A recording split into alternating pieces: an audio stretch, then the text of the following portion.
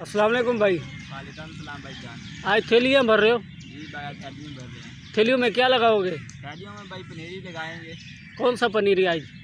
पनीरी यही नीम या जामन जो हमारे पास होगी, जो समझ में आई, जो कम लग रही है वो लगाएंगे। अच्छा, आपके पास जामुन का पौधा भी है? जी जामन का बिल्कुल पौधा है, 800-900 पौधा है।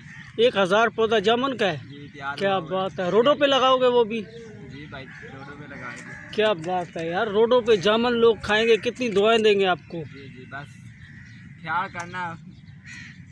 ज़बरदस्त। अच्छा, ये जी तैयार पौधे इनके पास थैलियों में जो है, इनमें जामुन है, अशोक है, लसूड़ा है, बेरी है, नीम है, जंग जलेबी है।